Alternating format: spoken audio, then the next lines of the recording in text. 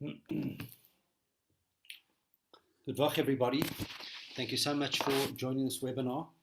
Rabbi Karlebach is going to take us through the life story of the Rebbe's wife. But before Rabbi Karlebach comes on, I just want to make mention that last week Rabbi Karlebach spoke about the importance of yechidus, of seeing the Rebbe privately. And the Rebbe explained after the previous Lubavitcher Rebbe passed away that you went to a Rebbe for a bracha for health, a bracha for wealth, a bracha for children. If God forbid somebody messed up in life, you went to see a Rebbe. And the Rebbe explained after the previous Lubavitcher Rebbe passed away that you could do all of that by going to the oil and visiting the oil of the previous Lubavitcher Rebbe. In fact, during the 50 years that the Rebbe was, from 1950 until 1992, the Rebbe went to the oil very often. When I was in Yeshiva, he went twice a month, and towards the end of the Rebbe's life, he went almost every day. But be that as it may, next Sunday at 5 p.m., Rabbi Karlebach is going to be doing a virtual visit to the Ohel. So anybody who would like to experience this, it's a beautiful, beautiful thing to do. We've done 2 or 3 of them before, and they've been very well attended, and it's a very special thing to do. So WhatsApp's going to go out. If anybody's interested to join, please let us know. But I'm going to pass on to Rabbi Karlebach now to hear about the Rabbitson's life. Thank you, Rabbi Masinta, for that introduction. And we hope that people will join us on the virtual visit to the Ohel and that they will receive the blessings they need. A good vach to everybody. Tonight, we have the very unique opportunity of discussing some of the life of Rabbitson Chaya Mushke, who was the wife of our beloved Rebbe, the second daughter of the previous Lubavitcher Rebbe, and obviously the granddaughter of the fifth Lubavitcher Rebbe, and so on. Through her lifetime, she was a very private individual. Very few people knew who she was or what she was.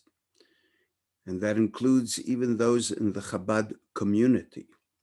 For example, I was in New York from 1970 to 1980, and according to my recollection, I only remember seeing the Rabbitson once, in fact, at a petrol station, interestingly enough.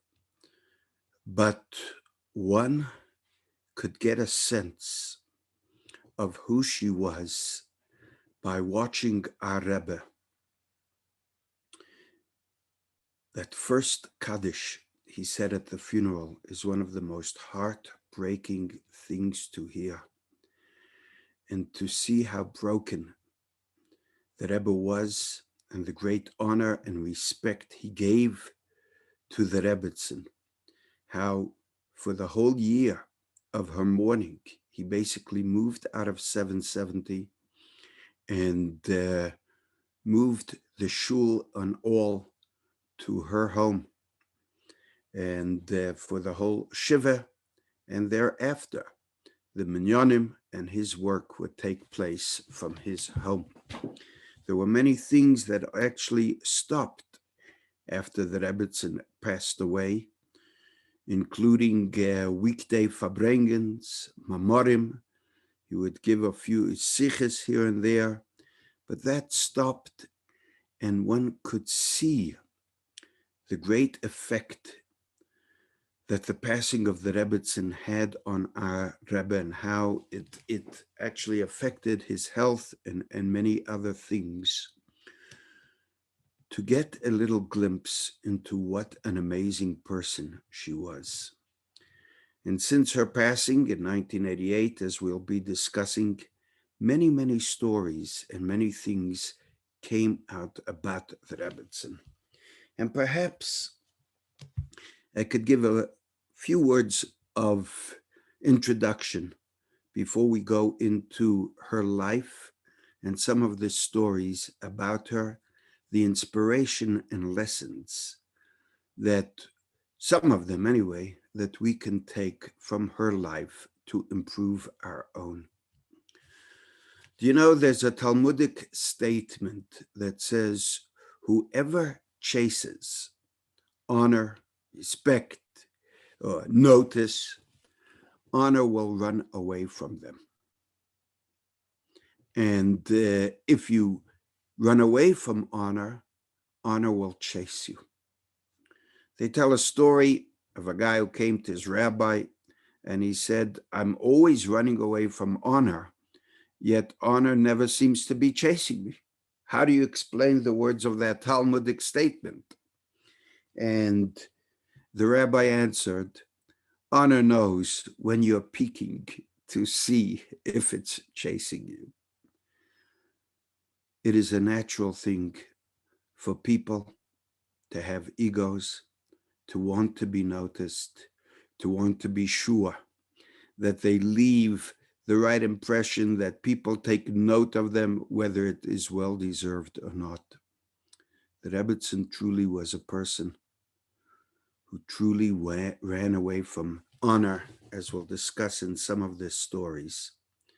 And Baruch Hashem, the Rebbe made sure that honor chased her and that her life would become known, evaluated, and appreciated in at least a little bit of a degree, because there is obviously so much that we will never ever know about her greatness. One of the things that everybody who has ever been in her presence describes is how regal, malchustic, how royalty she was. She truly was a Jewish queen. They say she may have been short in height, but she was certainly large in stature. When she walked in, she commanded a room. And one of her beautiful things that she shared with the Rebbe was that when you came to her, she didn't focus on herself. She didn't tell you stories about herself. She focused on you, made you comfortable, and was able in a few questions to find out everything she wanted about you.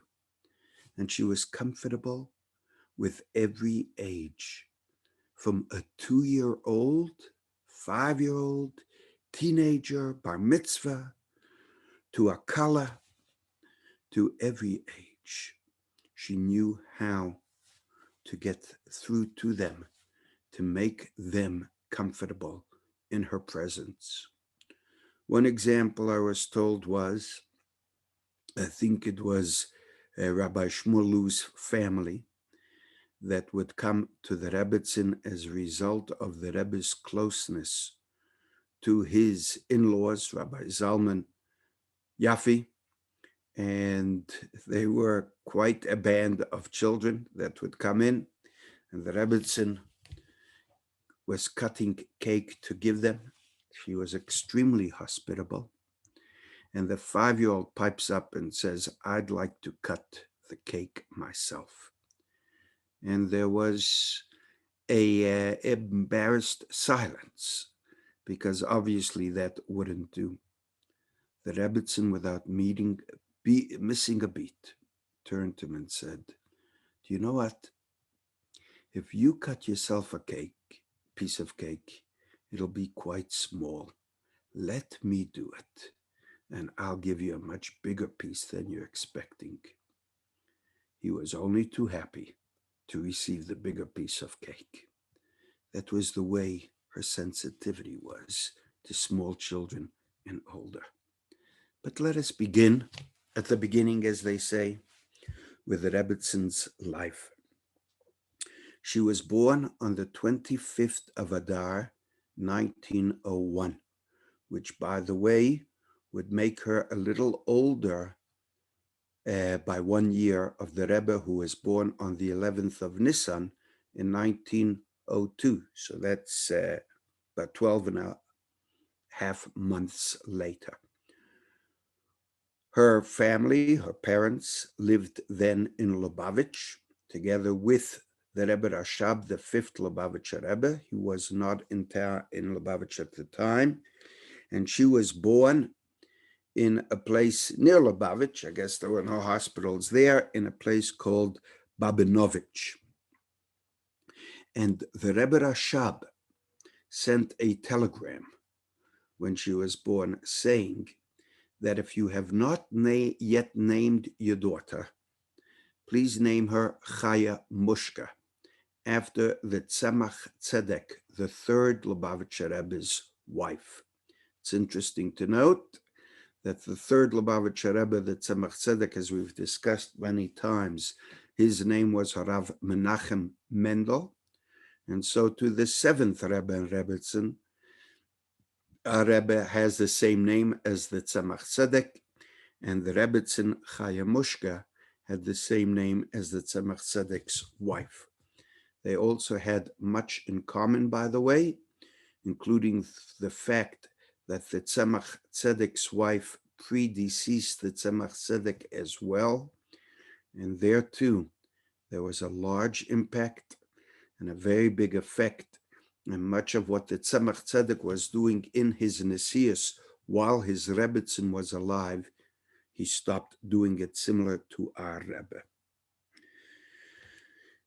When, in 1915, the Rebbe Rashab moved with his family to Rostov-on-Don, running away from Lubavitch. Lubavitch was the seat of the Lubavitcher Rebbe's from 1815, when the Mittler Rebbe settled there after the war between Russia and Napoleon. The Alter Rebbe passing away in 1812. In 1815, he made Lubavitch his home, and it remained that way till 1917, when the Rebbe Rashab left for Rostov. The Rebbe Rashab, towards the end of his life, was not well. And when the Rabbitson was 19 years old, that would be Beis Nissen 1920, the Rebbe Rashab was sick for quite a few weeks before that. He didn't tell any of his family. The only one he confided in was our Rabbitson, this 19-year-old granddaughter. In fact, using her to quietly and secretly get medicines for him. And she kept his confidence. She looked after him, and she spent nights attending to the Rebbe Rashab's needs. In fact, later they tell that when a nigun was sung, she would say, that was one of the nigunim that my grandfather, the Rebbe Rashab, really loved. As we know, the previous Rebbe became Rebbe in 1920 with the passing of his father. And that was an extremely trying time for Jews in Russia, because the previous Rebbe single-handedly took up the fight and the struggle against the Yevsektia, the Jewish communists, and doing secret undercover work with spreading Torah through yeshivas, through Talmud Torahs, through mikvois, and having all the shluchim. Obviously, the previous Rebbe needed certain people he can trust. And one of the close confidants and close people that worked with him hand in hand was his daughter, Rabbitson Chaya Mushka. She was only in her 20s, but the previous Rebbe involved her in his work and recognized the great wisdom she had and the inner strength. In fact, she was often asked to secretly transport food and supplies to the Lubavitch yeshiva. There was also the Navardic, a very famous Navardic yeshiva there at the time. She was also asked to deliver food. And they knew that as a woman, she would not be open to the same scrutiny as a man would. And because she was such a wise woman, she would know um, how to get out of things. We see in the documents that when she was only 23, the previous Rebbe was then living in Leningrad, and he signed a document of a power of attorney giving her the full rights to receive monies on his behalf, to give out monies. He trusted her to such a degree. When the the previous Rebbe was arrested and the Yevsektia came into the apartment, they asked the daughters, to which party do they belong? The Communist Party, this party? And she bravely answered that we belong to our father's party, which is not a political party at all. It's a religious party. And the bravery that she showed actually made the previous Rebbe afraid that she would get into trouble as a result. That night, when the previous Rebbe was arrested, we are told that the Rebbe, who was her chassan at the time, they were engaged to be married, and he was approaching the flat. And she knew what trouble could be caused by it. She put her head out the window and shouted out to him, "Schneerson, we have guests." The Rebbe understood the hint. He quickly hurried to some of the secretaries in places where the previous Rebbe had many documents that could have been incriminating and helped them get rid of it. And they had to wait because of the arrest of the previous Rebbe. Even though they were engaged, they would only get married on the 14th of Kislev in 1928, Tofresh Peites in Warsaw. It's interesting to note that after the previous Rebbe was released from his jail and from giving the death sentence, he was originally sent into exile to Kostroma. And there was a chassid who accompanied him, but together he asked his daughter to come with him, to accompany him. In 1929, as I mentioned, they were living in Riga, but the wedding was in Warsaw. They went back to Riga, and there the Rabbitson was surrounded by her family, extended family, friends, and her whole lifestyle. The Rebbe felt that what he had to do was go to a place away from the Hasidim, for reasons I don't know if any of us will ever understand, but certainly to serve God and to grow in whatever way he wanted to, more in privacy, and also to attend university courses, etc., as we discuss when we'll discuss the Rebbe.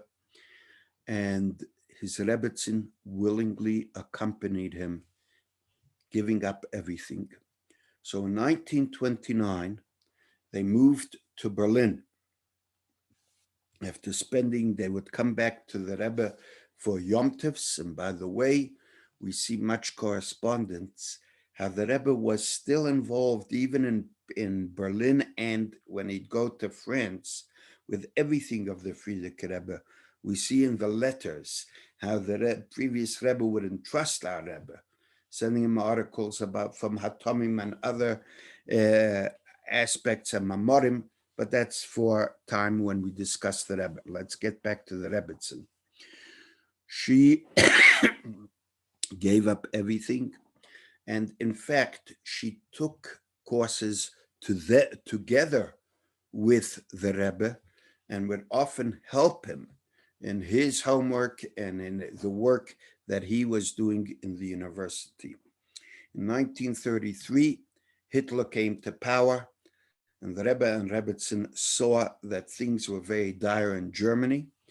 I remember at Fabrengens, he would even speak, the Rebbe would speak about what he witnessed there when the Nazis, Yamach Shemam, came to power, and they ran to Paris. In Paris, he registered to university from which he got a degree in engineering, I think also naval engineering, as the Rebbe would take a job later in the Brooklyn Navy Yard in the years of the war. They say because he didn't want to earn his living in Avodas HaKodesh, but rather to make a living. And she went with him. She also studied there and got degrees as well. In 1940, when the Nazis invaded France, there was a Marshal Philippe Pétain who set up a different government in Vichy, France, and the Rebbe and Rabbitson moved to Nice. During that time, she tells a couple of stories to people later. One of the stories she tells is that she witnessed a bombardment and she saw shells coming for a certain Jewish man, and she pushed him to the ground, which saved his life. And she later said, "True, I saved his life, but for pushing a Jew, I have to repent. I have to do teshuvah." And there are many stories told about her life in France, the sacrifices she made, the hospitality that the Rebbe and she showed. But in 1941, they managed to get on one of the last boats, if not the last, that left Europe. It was the Serpa Pinto, and they left from Marseille to Lisbon, Portugal, and from there to New York. They arrived on they arrived in 1941.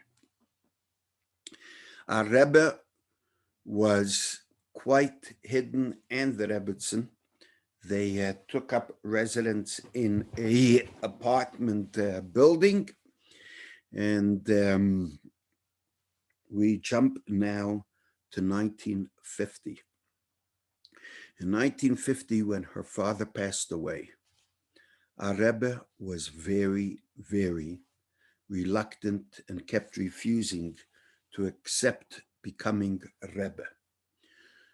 Amongst the reasons that are given is because he knew what effect it would have and what impact it would have on his wife. He knew how many hours a day, 7 days a week, he would be involved with public Avodas HaKodesh, public work, not having any time. Unfortunately, sadly, they were not blessed with any children. His wife would basically be left all alone. And that is one of the reasons they give for his reluctance to accept becoming Rebbe. And it was the Rabbitson who turned to the Rebbe and said, "I'm imploring you to accept becoming Rebbe." Even though she was the daughter of the Rebbe, obviously, she knew what it meant. She said, "If you don't take it up, then all the work that my father put in for all these years and his ancestors will be for naught. You are the only one who can take this forward."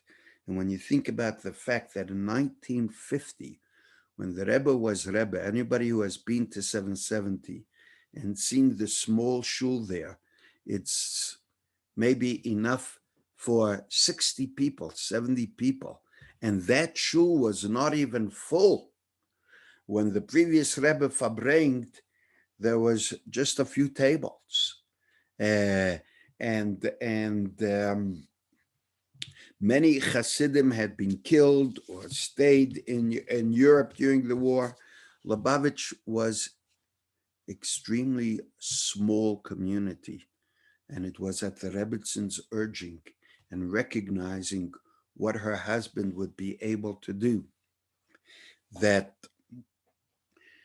she urged her husband to become the seventh Lubavitch Rebbe as he did. As I said, the sacrifices that she made for the Rebbe and being Rebbe is something that probably most people could never appreciate. But we get a certain glimpse into how proud and what a relationship they had. She would tell people who would come to her with pride when the Rebbe made his campaigns, his mitzvah campaigns, when the Rebbe made the tanks, he would say, "What do you think," she would say, "of my husband's innovations?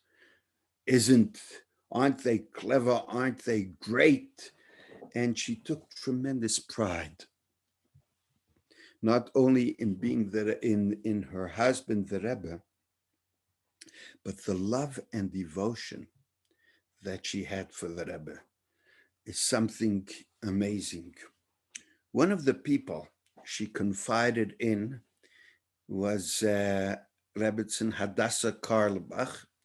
She is a cousin of mine, once removed. She was married to Eliachaim Karlbach. That's the famous Shlomo's twin brother. And I heard personal stories from her about her time with the Rabbitson, because the Rabbitson had some close friends and confidants. And one of them was Rabbitson Hadassah Karlbach, who grew up in France.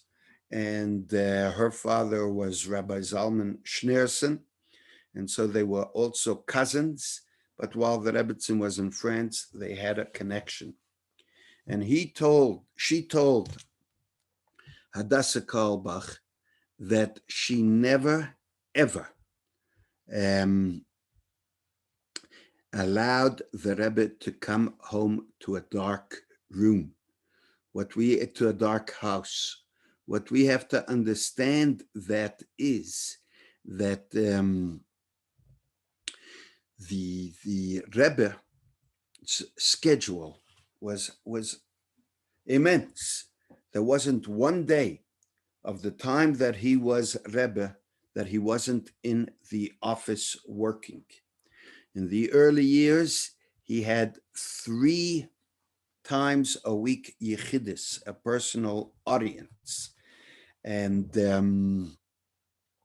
that is, he would come home sometimes 3 o'clock in the morning, 5 o'clock in the morning. Sometimes it was already light outside. And the Rabbitson told Hadassah that she always waited up for the Rebbe. Her husband should come home to a dark house, and a cold supper to be eaten alone was simply not an option. And the Rabbitson went to extraordinary measures to ensure that her husband would always come home to a haven of peace, tranquility, and support. And she gave up her husband. In Europe, she had a very large family network, a support group, which she didn't have in America. But she was ready to make all those sacrifices so that the life of others would be improved and the world could be bettered. Moving fast forward, and I'll get back to some stories afterwards. She wasn't well for quite a few times in between. And one of the things was she never ever wanted to give her husband, the Rebbe, any agmas nefesh, any worry or anguish over her health. So usually she kept that hidden. In fact, a story is told one of the people she was close to was a Rabbi Zalman Gerari, Olav Shalom, and his daughter, by the way, is Rabbitson Esther Sternberg, who is in charge of the Neshek, the whole Shabbos, the Friday night lighting candle campaign. She also stood by the Rebbe when the girls would stop by for dollars. I'll tell you a little story about her as well, and the Rabbitson. So she once needed some eye treatment, and they gave her two options to choose which one. And she phoned Zalman Gerari and said, I'm not sure which to take. So which do you think? Which option should I go for? And Reb Zalman Gerari told the Rabbitson, I don't understand. Why don't you ask your husband, the Rebbe? After all, thousands of people go to him for advice. Why don't you ask him? And she answered, I don't want to discuss it with my husband because it'll cause him pain and anguish. So I'd rather keep it from him and come to the conclusion myself. He said, let me think about it. And in turn, he contacted the Rebbe and gave the options and told the story. And the Rebbe told Reb Zalman Gerari which way to advise the Rabbitson. And he also added, please don't tell the Rabbitson that you asked me and that I gave you that advice, so that it doesn't cause her the anguish of knowing that I know about it. The Rabbitson, as I say, was an extremely regal, welcoming person. And she was brought up, as you know, in the Hasidic home, and that reflected so much of her life. One cute story that I remember hearing was from a Yossel Katzman.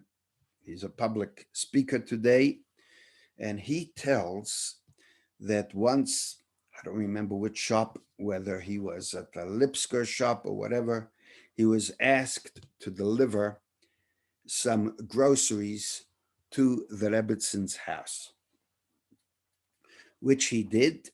He rang the bell, and the Rabbitson herself actually answered and said, 1 minute, I would like to give you something for making the delivery. I think she brought him a beautiful bar of chocolate, and he was a little embarrassed. So he said in Yiddish, Rabbitson, ich bin gehodevet geworden in a chassidische Stub. I was brought up in a Hasidic home, and in that Hasidic home, I was taught to do things for its own value and not to accept tips. To which the Rabbitson smiled and said, ich bin gehodevet geworden in a chassidische Stub. Und ich habe gelernt, as megit nimmt man. She answered, I was also brought up in a Hasidic home, being brought up obviously in her father's home. And she said, and I was taught, if you offered, accept. And she pressed it on him. One of the people who worked in her home was a Rabbi Mendel Notik. He calls himself not a rabbi, and many of these stories I'm going to share with you. You can get them actually on the YouTube, because they had a beautiful Farbrengen last week of the Rabbitson, and people shared these stories. One of the stories that he tells is, we know that in 1977, Shmini Atzeres Tovshin Lamed Ches, the Rebbe had a heart attack. And before I go into that story, the Rabbitson played a very important role in that whole thing.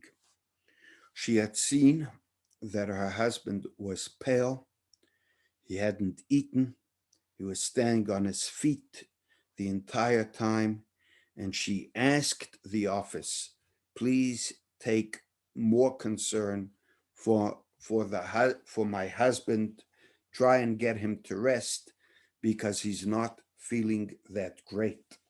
By the way, every day she would send with him a thermos of tea. I understand also some chocolate babka. And my brother told me that there was a certain ice storm, and he was learning in yeshiva, and Rabbi Label Groner's son, who was learning with him in yeshiva, my brother was could drive in those days, terrible ice storm. He called my brother and he said to come with me. And he took him and he said, can you get the keys for a vehicle? We have to go to a certain bakery. And then he said that the Rabbitson used to send tea and coffee to the Rebbe every day. And that day she hadn't sent that chocolate babka with, and she phoned the Maskiris and said, please make sure that the Rebbe has his nourishment. And so they went gladly. In the time of the attack, the doctors came to 770. They were called the cardiologists. They took the Rebbe's pulse and all, whatever it is that you take, and they said the Rebbe had a major heart attack. And it's a question of life and death. The Rebbe has to be in a hospital. His very life is in danger. The Rebbe refused to go. He said there'll be more fear for the Hasidim, and he's not going. The doctor said if he doesn't go, we're walking off the case. And the Rabbitson was then was called, and she came to 770. And the doctors told her, your husband's life is in danger. He refuses to go to the hospital. We only have one option left. And that is, we can sedate him with a shot, and we'll put him to sleep, and then he'll end up in the hospital, and we could treat him and save his life. Now, when that was told to the secretariat and the elder Hasidim, not one of them knew what to do, and they were in a quandary. The Rabbitson knew exactly what to do. She said, in all my life that I've been with the Rebbe, he has never not been in control. He knows exactly what he's doing and why he is doing. I will never agree to putting sedating the Rebbe against his will. If my husband doesn't want to go to the hospital, he won't go, even if you walk off. And she refused to sign anything, and she stood by her husband. And then Rabbi Krinsky relates, they didn't know what to do. And the Rabbitson walked into him and said, certainly you know of some doctor that you can call who could take care of my husband. And somehow he remembered a Dr. Ira Weiss, who was close to his brother-in-law, Rabbi Schusterman in Chicago. They called Rabbi Schusterman incessantly on the night of Shmini Atzeres until he answered the phone. they got the phone number of Dr. Ira Weiss, who was a frum doctor, but he was ready to fly out on Yom Tov to see to the Rebbe. He also gave them another doctor to see to who was in New York, and he devoted months later to the Rebbe's health, giving up his whole practice. So, and then he went back to Chicago. The Rabbitson and Dr. Weiss used to talk very, very often. And the Rebbe also wanted him to check out the Rabbitson, her heart, and whatever problems he had. So Mendel Notic says the phone calls between Ira Weiss and the Rabbitson were quite frequent. By the way, in those days, the 70s and 80s, there were no cell phones. And so phone calls were quite, even from New York to Chicago, they were called long distance calls. And the Rabbitson was always very careful with other people's money. And whenever he phoned, she would run to the phone and say, "Let me phone you back." And she was always very, very succinct with him because he wouldn't allow her to. And he tried to be very short. So one day, Mendel Notic is there and the phone rings, and it's Dr. Ira Weiss on the other side.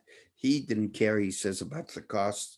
He was talking to him quite a while about what he had seen of the Rebbe and the Rabbitson, etc. And then he said he'd like to talk to the Rabbitson. So the Rabbitson was very close. And he went to her and he said, "There's a phone call for you." So she said, "Who's on the phone? Is it Gansberg, guy who was in charge of working in the Rebbitzon's home?" He said, "No, it's Dr. Ira Weiss, but I'm sure you knew that because whenever anyone else phones, I'm always speaking to him in Yiddish. The only person I speak to in English on the phone is Dr. Ira Weiss. And certainly you heard me speaking to him, so you must have known." And her answer was that I learned from my father that when something is not my business, I can sit right there and not hear what they are saying. And so I didn't hear your conversation. This was the type of person that she was. To understand, as I said at the beginning, a little bit of the Rabbitson, there was one Sunday morning, there was a guy by the name of Jules Lasner, who was extremely impressed. He had the opportunity of visiting the Rebbe's wife, the Rabbitson, and he was impressed by her warmth, hospitality, and the genuine interest she took in others. And when he passed by Sunday morning for $1, he summoned up for the courage and said, "After meeting your wife, I understand the expression behind every great man is a great woman." And in fact, at her shiva, when one saw the grief that the Rebbe went through, someone asked him about the Rabbitson and also mentioned how great she was. And the Rebbe said, "That's an understatement. No one but her creator will ever understand what she is." Amongst the stories that are told is Rabbi Zarchi tells this story, by the way, that in Tovshin Lamed Ches, as mentioned, the Rebbe had his heart attack. Now, the Rebbe used to walk home every Friday night And every Shabbos in the early years, he would walk himself every day to shul. One of the beautiful sights they tell that before 1964, on Vov Tishrei, when the Rebbe's mother passed away, was to watch the Rabbitson, the Rebbe's wife, the Rebbe, and his mother walking back from the Pesach Seder, which was held in the previous Lubavitcher Rebbe's house on the second floor of 770. After the Seder, the three of them would walk together first to the Rebbe's mother's house on President Street, and then they would walk home. So, having the heart attack, the Rebbetzin wanted to preserve the Rebbe's energy. And those who know, next to 770 is the Rebbe's library. It's a very big building. And in the downstairs, in the basement, basically, they prepared a little living quarters, dining room and a bedroom, whatever, for the Rebbe and Rabbitson to spend Shabbos and Yom Tov there together, so he wouldn't have the trouble of walking home. But now it was Pesach, and the place was full of chametz. So the Rebbe was planning to walk, but the Rabbitson didn't want that. She thought it would be too much of an exertion on the Rebbe, and they didn't know what to do. But she found out that the Zarchi has a very strong goy, so they phoned somehow and asked if he can give his worker to them to clean the library. He was strong, efficient, and everything, and he worked, and in 24 hours, they got the library cleaned up.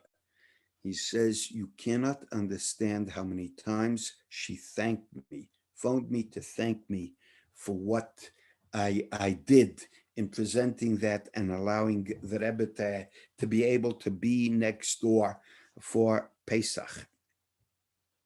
He also tells a story that during the night, many times, generally, people would call the mosquitoes, the secretariat, always to ask the Rebbe for brachas. But the secretariat's hours were as long as the Rebbe's hours were. And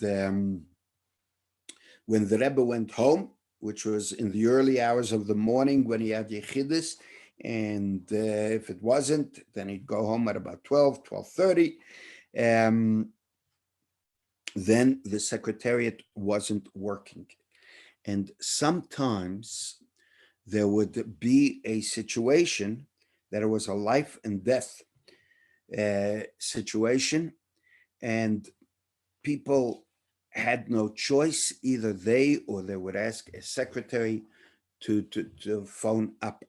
And Rabbi Zarchi says, didn't matter when it was at night, on the first ring, the Rabbitson would always answer the call. And the people would apologize and say, I'm so sorry for phoning at 3 a.m. or at this or that. She always made people feel comfortable, and it would tell them, please, it's a matter of life and death. I will ask the Rebbe. They knew, he says, that from 4 to 6 and from 5 to 7 in the morning were the times that the Rebbe was sleeping, and if possible, not to call others. One of the stories they tell is that in 1966, on a winter morning, at about 3:30 a.m., the Rebbe had left his office, and a woman frantically phoned the secretariat saying her little baby had just fallen and was badly hurt and in critical condition. The doctors were arguing which procedures to perform. She needed the Rebbe's blessing and advice. The Rebbe's secretary said it would have to wait till the morning and he'll consult with the Rebbe first thing after he arrived. She said, it's a matter of life and death. I need an answer now. The secretary decided to dial the Rebbe's house, and he would apologize. On the first ring, as I say, the Rabbitson answered and said, Wer redt? And he gave his name and said, I'm sorry for calling so late. I know it's a chutzpah to call at such a late hour, but there's a lady in desperate need. She says it's a matter of life and death. The Rabbitson answered, why are you asking forgiveness? On the contrary, my husband and I were sent to this world to serve people in need 24 hours a day, 7 days a week. By you calling us, you are helping us fulfill our mission. And the person says, as deeply moving as the Rabbitson's message of sacrifice was, what struck him most is the unassuming delivery with which it was conveyed. Not only did she completely dedicate her life to others, she said, thank you for the opportunity. In her mind and heart, it wasn't she who was doing the favor. It was others who were helping her fulfill her mission. There are many people who sacrifice of themselves from others, but how many of them don't feel righteous about it? The Rebbitzon's words weren't just selfless, but they reflected an utter abnegation of self. You know, one time the Neshei Chabad sent a beautiful bouquet of flowers to the Rabbitson, and amongst it was a group of names for the Rebbe to bench these people. And the person who worked in the house, took the package and gave the flowers to the Rabbitson and left the names to give them to the Rebbe. And the Rebbe said, what are you doing? The Rabbitson is powerful enough. She has the power of blessings, and you can give it to him as well. Rabbi Harlick tells a story that there was a Chassidish Yid who for whatever reason, you know, it was quite hard at times to get an appointment for Yechidus, to the personal audience. Just think about this. If the Rebbe saw people towards later life when he still had Yechidus, it was twice a week. From 9 in the evening, let's even say to 5 in the morning. Sometimes he was with people who he felt he had to be for an hour. How many people are there that could see him in a week? And everyone wanted to see him. So it was hard to get an appointment. And there was a Chassidish Yid who they didn't want to give it to right then. And somehow word got to the Rabbitson that he's desperate for Yechidus and the secretaries won't give it to him. And she said, my husband cares for every person. I will ask for him to have a Yechidus. And the minute she asked, came the message from the secretariat. Obviously, she asked the Rebbe, and the Rebbe gave orders to let him into Yechidus. We find that whenever the Rabbitson, so to say, asked her husband to interfere, it was always done. I remember being in a shul in Kingston Avenue. That was Rabbi Don Levy. Now it's Rabbi Kalman's Weinstein Shul. I was there for Shabbos, and they told this story, that there was a yeshiva bacher whose kfutza, his classmates, were going to on shlichus to study for 2 years or so in Seattle. And they made a list of all the students and who should be chosen. This bacher was not chosen, and he felt he was never chosen for anything. And he was very depressed that he was always neglected and overlooked. 770 has a library, has an elevator, and in that lift, the Rabbitson was very close to her mother, obviously, and then to her sister, Rabbitson Chana Garari, who lived on the 3rd floor. And when she would come into 770, she would take the lift to the 3rd floor. This bacher was in the elevator, the lift, because there was also an office for the yeshiva on the 3rd floor. And they were both in the elevator together. And the Rabbitson could see that he was very depressed. So she asked him, "What's wrong? Why do you look so depressed?" And he cried to her and he said, "I wanted to go on shlichus to Seattle. So many of my friends and classmates were chosen, and I'm never chosen for anything." And the Rabbitson asked her name, and I'm told that afterwards the Rebbe called the people in charge and his name was added. So they said, here is one person who the Rabbitson sent on shlichus. There are many, many stories to still tell, and maybe we'll be able to spend another hour on it. But I'd like to point out one of the most famous things, and you see the sacrifices that the Rabbitson made and her devotion to her husband. And that is the famous story of Didan Notzach of the Svarim of Hey Tevis, which is a discussion on its own. But the bottom line is that the previous Rebbe had tremendous amount of libraries, manuscripts, some are still in Russia, very valuable things. The Rebbe had 3 daughters, the previous Rebbe.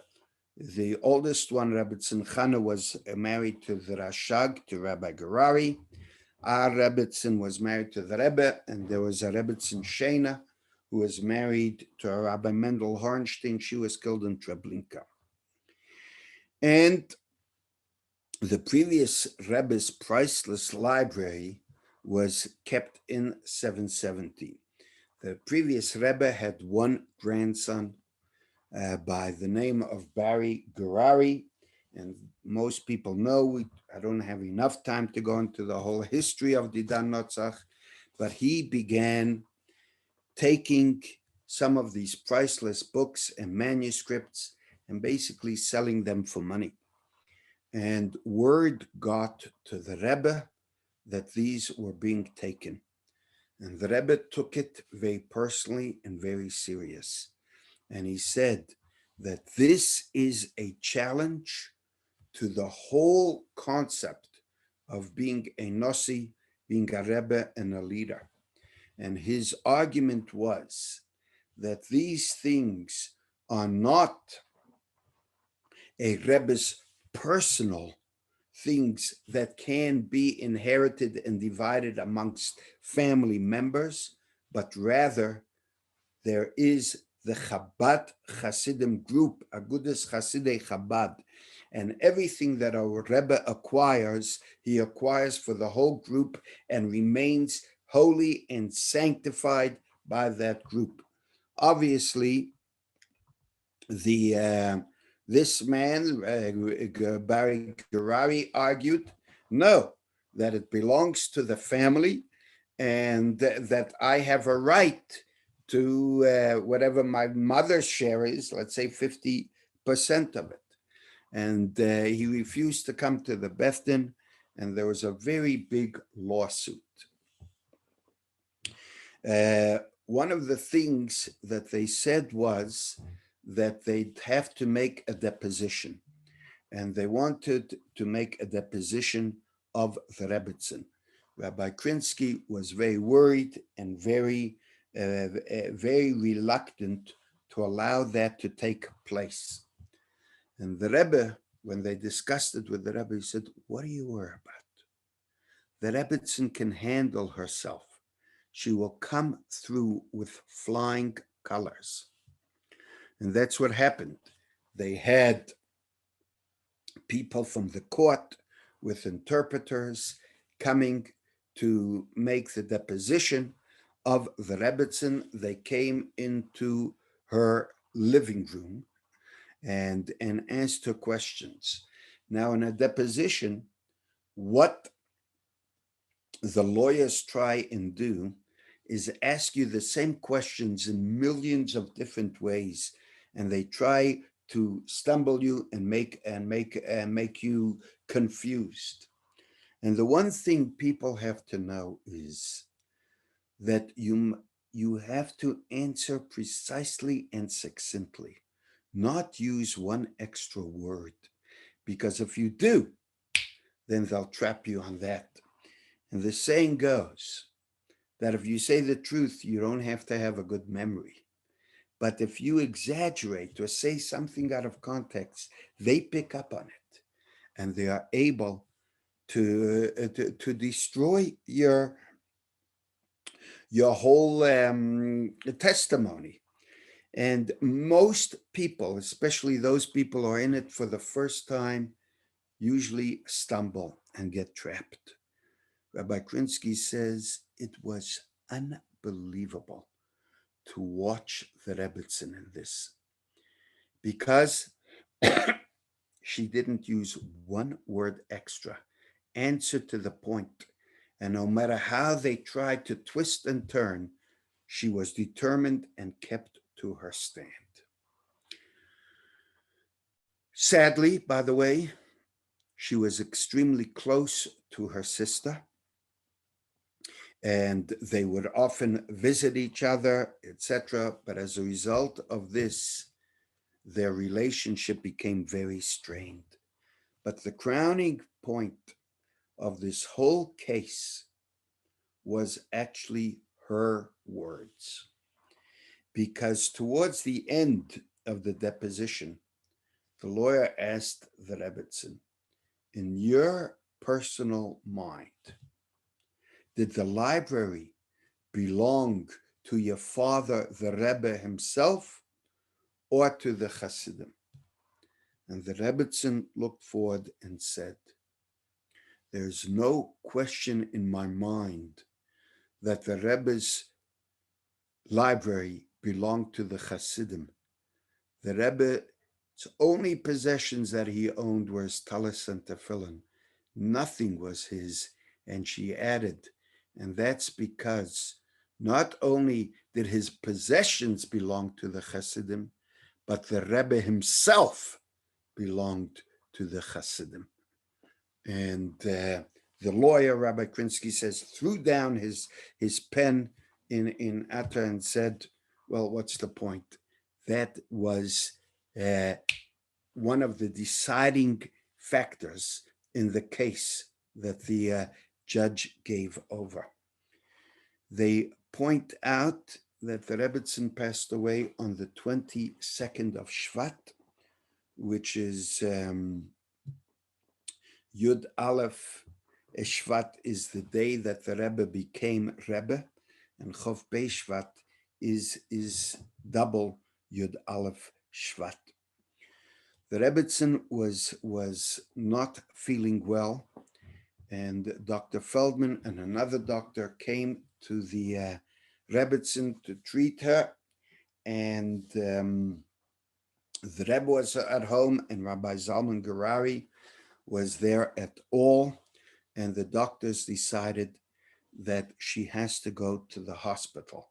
Although the Rebbe wanted to go with, the Rabbitson asked him not to come, and they went to the hospital, Rabbi Garari and the doctors. In the car going to the hospital, although many others who are not well would worry about themselves on the prognosis, Dr. Feldman had a daughter who was engaged to be married. And in that time, the Rabbitson was inquiring all about the daughter, the excitement, the engagement, the wedding that was coming up. That was what interested her the most. She came to the hospital and she was sitting there in the wheelchair. And before they could put her in the room, she asked for a glass of water. She said the bracha, Shahakolni bidvarai, and she passed away without drinking the water, in the same way as Rabbitson Chaim Mushka, the Tzemach Tzedek's wife, also passed away. There were over 15,000 people that came to the funeral. And as I say, the Rebbe, you could hear that Kaddish was totally changed. And only then did Chassidim begin to realize what a wife, what a Rabbitson, what an individual she was. You know, someone once came to her home and saw there were no pictures of children, a child, and asked her, "Where are your children?" And the Chassidim in the world are our children. The Rabbitson, in respecting his wife, dedicated an organization called Yad Chomesh. Chomesh stands for Chaya Mushka Schneerson, and they do tremendous religious, charitable activities, giving out millions of dollars in her name. The Beis Rivka campus is called Yad Chomesh, and millions, I would imagine, of girls around the world are named after her in order to keep and perpetuate her memory. The Rebbe spoke a lot about how tzaddikim carry on living. And one of the verses he used is V'hachayitein eliboy, that the living should take to life, that we should use her life as an inspiration. So before I conclude, I'd like to point out there are still many, many stories that I would like to tell about the Rabbitson, including how private an individual she was and how she secured her privacy, even sacrificing going to shul. So perhaps if Rabbi Masinta allows, maybe next week we'll use some of the time to conclude with stories of the Rabbitson. So let us take her life as an inspiration to be devoted to Chassidim, to be devoted to the Rebbe, to carry on their holy work of Achayiten and Liboy, to give the tzedakah we need to do the learning we need to, the Mishnayos, and Im Yirtzeh Hashem, to see Mashiach and to be reunited with our Rebbe and Rabbitson. Thank you, a good vach. Rabbi Kolobach, you are an absolute encyclopedia. It is a privilege to listen to you. Yes, next week we'll continue with the life of the Rabbitson. I just want to mention, as I explained at the beginning of this webinar, to visit the oil of the Rebbe, to write for a bracha or to write for advice, is fundamental to Chassidic thinking. So next week, Sunday, Rabbi Kolobach is going to be doing a virtual visit to the oil. And on anybody who would like to join, please WhatsApp Rabbi Kolobach or myself. And on Thursday, Rabbi Kolobach will do a short Zoom meeting just explaining the procedure. Then everybody will be asked to write in a letter. The letter will be emailed. Nobody will read the letter. It will be emailed to somebody in New York who will take in these letters. He'll print them out and take them into the Ohel. And it's a very meaningful experience. We've done 2 before, and we got tremendous feedback. So anybody who'd like to join, please WhatsApp Rabbi Kolobach, myself, and I wish everybody a good week, a good Chodesh, a good month, and we should have the revelation of Mashiach immediately. Amen. Shkoyach.